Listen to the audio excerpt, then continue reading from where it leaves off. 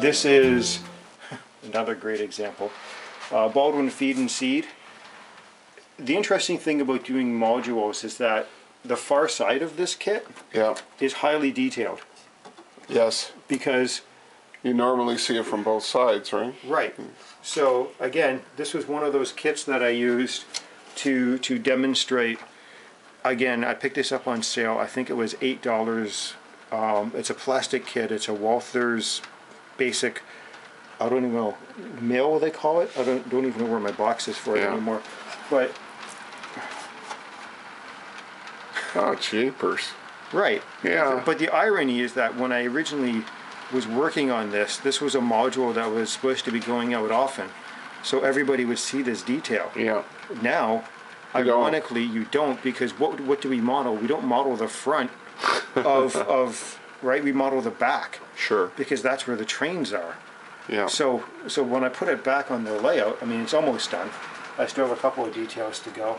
Well, you get the chance to put more signs on that side. Yeah, right. I mean, I got to do something on this side now, right? Yeah, sure. I've actually just sort of got it roughed in there because I wanted to make sure I had positioning and I didn't have clearance for everything because I have different size cars coming in there. As you leave my house, you'll see I actually have a mill in the corner. Okay. Which is where I got the idea for this siding and the little plastic sheathing and stuff inside. Yes. This is a scratch-built, I don't know, whatever you want to call it, loader. And it was probably one of the funniest things I've done. Right? It was just scrap parts I had lying around. I walked over, I looked at my local spot, took a couple photos, came back and was like, hey, I can do that. So away we went. Yeah, so we have the Craftsman kit station going in. You can see the idea is that steam ran late. Because actually on the Dominion Atlantic, it was one of the last CPR divisions to run steam. So I'm going to actually still have a water tower. I just want to make sure I position it so that I'm not interfering with switch flipping. And then I'm going to have a little, I have a Dominion Atlantic True Line caboose. So I'm going to have a little monument to that. So when you look at your turnouts and you access to them, you're using something that has a sprung turnout? Is that what these are? Yeah, these are Pico. Okay. These are all Pico. Yeah. I made them simple because, again, I originally was going to be taking this module out to be used in a group setting. Sure. And that meant use by a lot of people and often. So I just wanted to make sure I had a good heavy turnout going on. So, yep. Now, obviously, I've sort of made the decision that I'm going to permanently keep these here. Again, I started this many years ago, so my skill with wiring, my skill with module construction has changed, and I wouldn't actually be happy taking these out. But other people would tell me I'm, I don't know, too picky, but whatever. Yeah. It's my fun, right? That's right. So yeah, so you leave this sort of feed mill terminal coal setting. Behind you, you can see with my, this is the Northern Light and Power substation kit. Yes. Isn't it awesome? It looks really good and positioned so nicely too. Well, again, right? I mean, one of the things I've learned is that I can draw as many plans as I want, but until I actually start building it and understanding how it's going to interfere with me flipping a switch, I want to be able to flip this switch with no problem. So what does that mean? So I got to work through that. So this is my electric motive repair. So it comes in with engines and parts. That comes in. I think I finally decided I have a Craftsman kit gas station. Yes. I finally decided that it's going to go here because of its low profile. Because you got to come over to get into this yard. Again, if you can't get to your trains, you're not going to have fun. That's right. And people are going to come over and they're going to break your stuff and they're going to feel bad, you're going to feel bad, so let's just avoid that. This 3 modular set, or basically the corner, the main focus here is the Hexenkessel Chemical Factory. Obviously these are loading buildings where they're going to be loading bulk fertilizer in drums and bags and that sort of thing. Originally the chemical plants the chemical was made by coal, so that's why it's also the power plant. So I have my coal facilities. Now obviously everything is not coal based but more gasoline based. Sure. So That's what this area is going to represent. It's also going to represent the chemicals coming out in cars. Obviously I just need to finish that. Again, having a 1 foot by 2 foot problem is not really that big a deal. I'll get there. It's no real rush. And this is just, you know, very typical lumber mill. Yeah. As Cole was saying earlier, this was something he helped me work on. Yeah. I mean, hey, it's fun, right? Yeah. So he was putting the grass in. That's kind of interesting. Yeah, I found the static grass. Yeah. That's made me pretty happy. Yeah, it gives it a bit of a texture that you don't otherwise get with the regular ground foam. Yeah, absolutely, and it, you know, it gives a bit more realism in certain parts. And did you put it on with an applicator, or did you just glue it on and sort of fluff it up? I started out using an applicator, and I really wasn't happy with it. Yeah.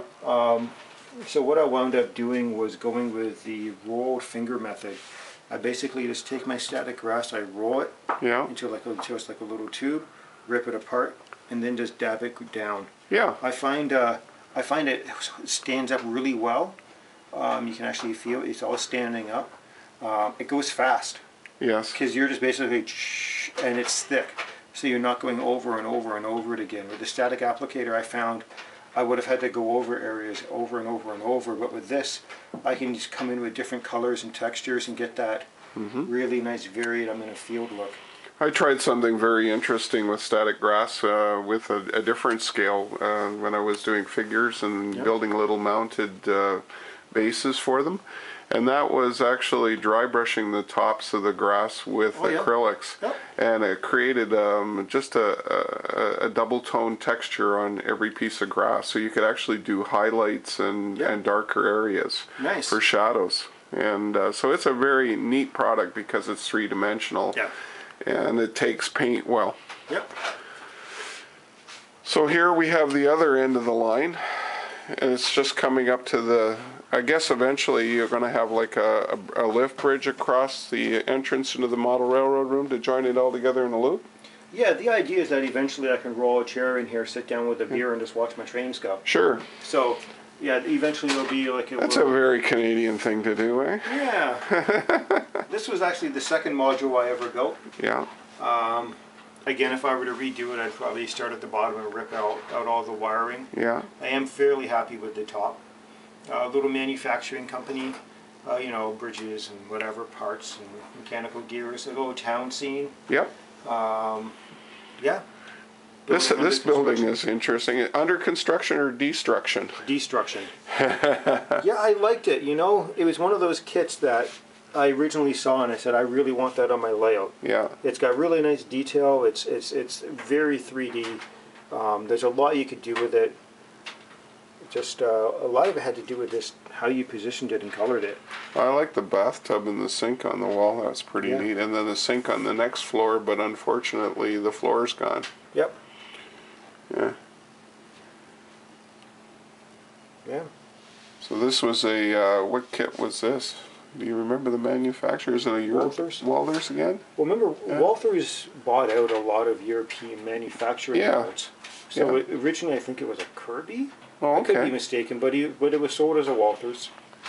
Yep. I don't see it in their current catalog. Although not that I'm looking in their HO catalog very much anymore, but I haven't seen it for a while. And when I saw it, I nabbed it, and that was that. Yeah. One of the things you'll find is that I've been playing around with my backdrops. Yeah. I don't like them, so they're out. You know, it's one of those things is that if you don't like something, you don't have to put up with it. Right. You can take it out. Like one of the things I noticed is that I really don't like this line. Right? I don't like how this paper went together. Yes. And these are all things that are fixable. Whereas on my other side, my experiment was I actually cut the paper right down to the tree line. And that gave me a much better backdrop. Sure. But even that, you know, it's eventually what I want to do is I want to do a blend of the photography with my own painting.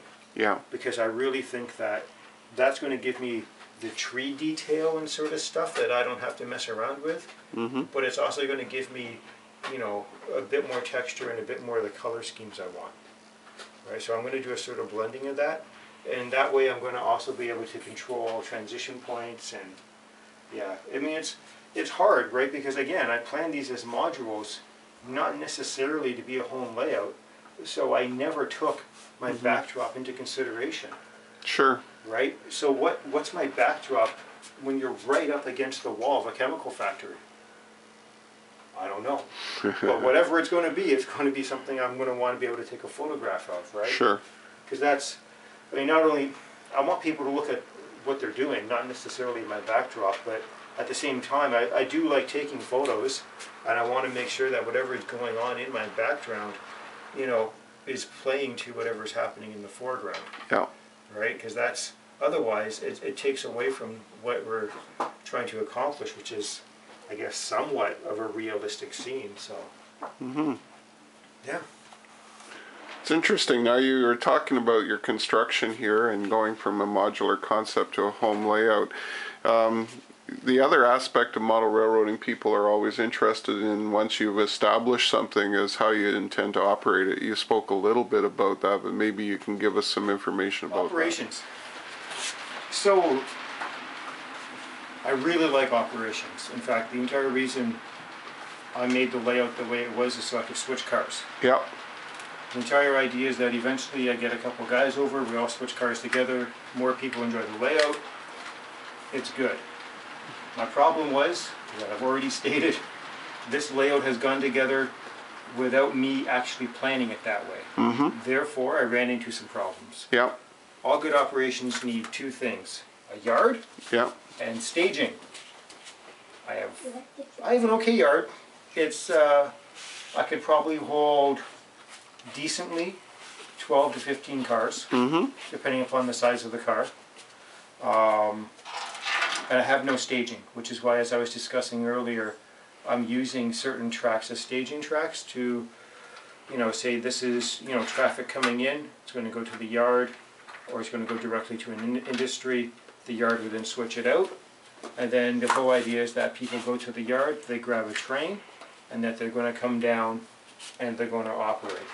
So the way I have this worked out, and you can't really see this, but we'll be able to put this up, is that when I was doing modular operations, I came up with an operating scheme based upon location and car type. Okay. Right? So I looked at that, and one advantage of a home layout is that I don't have to, eventually when I do my waybills, I don't have to worry about car type. I can actually say, hey, you're going to take this particular car, because I don't have that many. Yes. Right? Which is fine. We'll get to that in a minute. So basically what I did was I made a listing of my industries. I then said, how many cars does it take? And what type of car? Because that was going to determine, you know, if you look up above, how I was going to have my train schedule.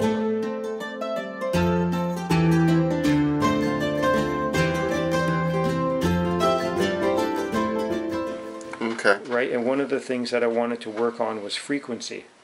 So if I have an operating session, something like the Hexenkessel chemical factory is going to be switched more often than, say, my, you know, electric motor repair shop. Yeah. Electric motor repair shop is going to be on a less frequent switching, you know, than Hexenkessel. Hexenkessel is going to have at least one daily train. Daily, right? If I'm going to have an operating, let's say, over the course of a day. Whereas this might get switched out once or twice a week. The feed mill would probably get switched out 3 times a week. Yes. You know, the piggyback terminal is probably once a week. The coal, you know, probably daily as well, but I can make a special coal train for that, because I have coal over there and I have coal here. Yes. Right? So you're going to drop coal there, you're going to drop coal in here, you're going to pick up an empty, and that's going to be part of a daily train makeup. So that's sort of like where I was going with my operating scheme.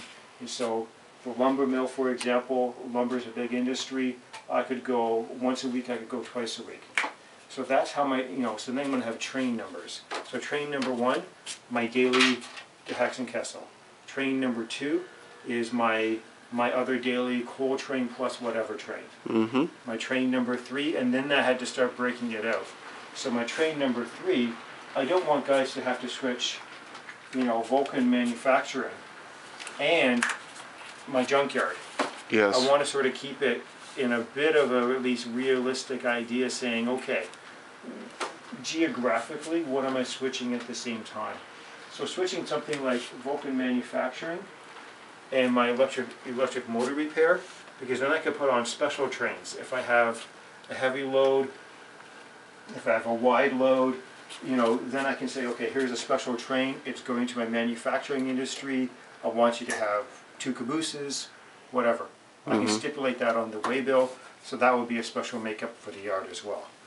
The whole idea is that there's probably going to be 3 operators. One of the things I took into consideration was space. Yeah.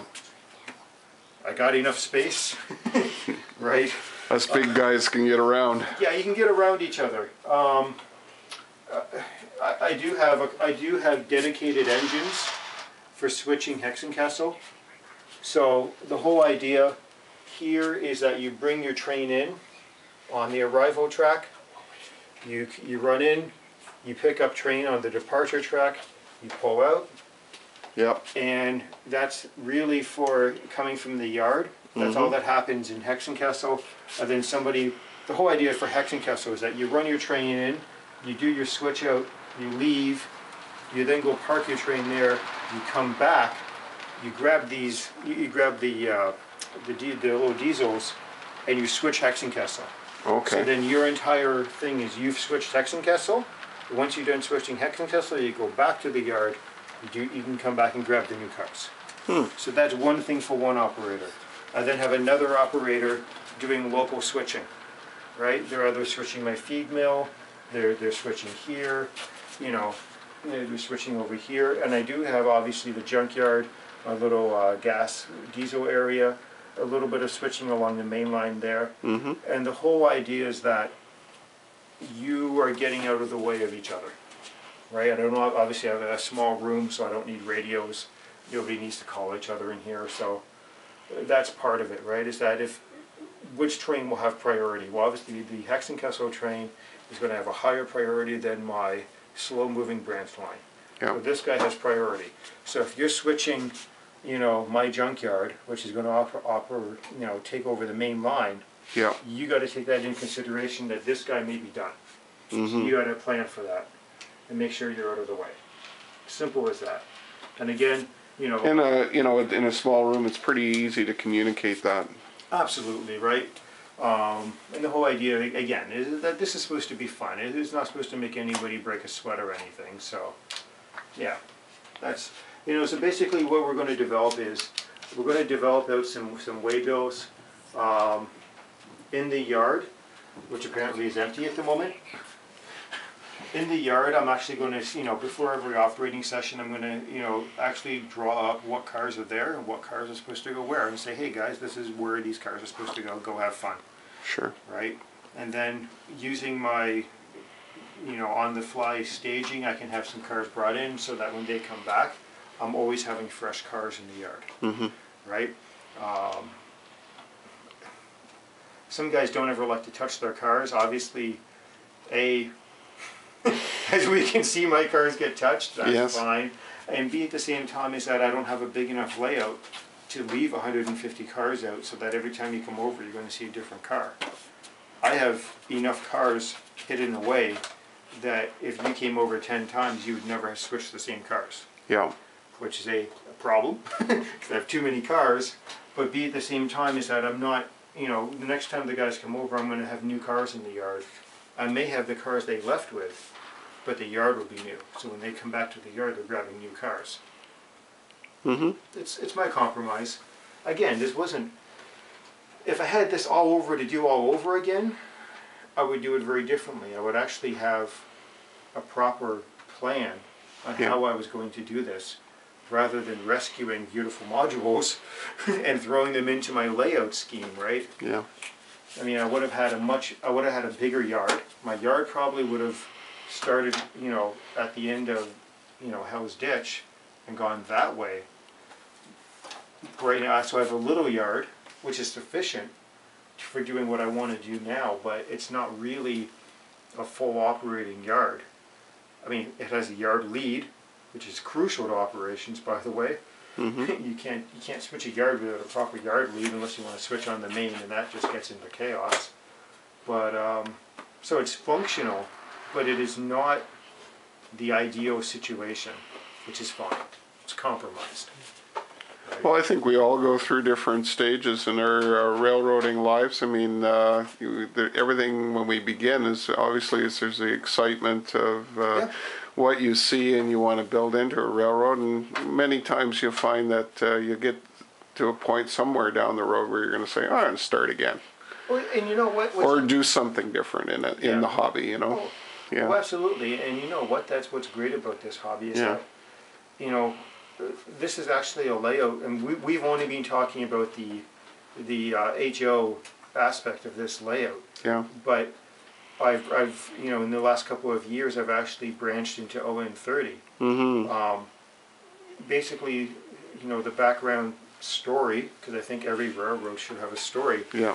The story of this is that the Snaggletooth River Railway, you know, came out of the Kilmeister Logging and Mining Corporation. Right? Kilmeister being Lenny Kilmeister, Motorhead, right? And come on, let's have some fun, people. So it came out of that. So what I'm now doing in ON30 is I'm actually backdating my railway back to that time period of the early 1930s when Kilmeister took over Snaggletooth. Okay. Right? So I'm now having that opportunity, taking everything I've learned in this room, and now I'm applying it to 4 new modules. Yeah. That those are going to be the ones I'm going to be taking out to the public now. Right. Right? So what have I learned? Slow down. We all do that, yes. Yeah. I don't, you know, because that was my biggest mistake. My biggest mistake was, I need to get this done. I need to get this done. I need to get this done. So I did things fast. Yeah. And I did things wrong. And I've paid for that over the years. You know, the number of times I've stood here with cars derailing because I didn't properly install something, you know, incountable. I've ripped stuff out. I've had to put stuff back in. I have had to rewire this entire module set because my wiring was done hastily. Right? What a mistake. Why didn't I just take the extra hour? Yeah. Who knows? Because in my head, I was in panic mode. I had to have everything done. Well, what a mistake, right? Now, I'm like, whatever. I got years to get this done. Okay, let's just take our time and do this right. So that's what I'm doing on the ON30 part. I sort of divide my time. I do HO in the winter because it's inside, it's in the room. Because my ON30 is modular, I plan to do most of that in the summer. So, because part of what I want to be able to do eventually is take it outside, set it up, take photographs, run trains outside. I know that sounds weird. I mean, who wants to run trains under a lawn?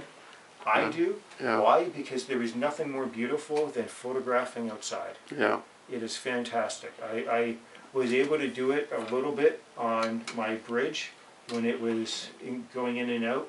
I was never able to run outside, which I plan to be able to do with these ones. But the lights, the colors, the depth of field, it's real life, so it's unbeatable, right? Yeah. So that's. But we're coming back to our operations here. I also want to keep my operations simple. I mean, I want my son to be able to enjoy this as much as I am, as he's growing, and the more he's been operating, you know, he now drives the train at a reasonable speed. We call it switching speed. You know, I mean, today he's having fun pulling, I think, almost every car into a layout. That's okay. That's absolutely great.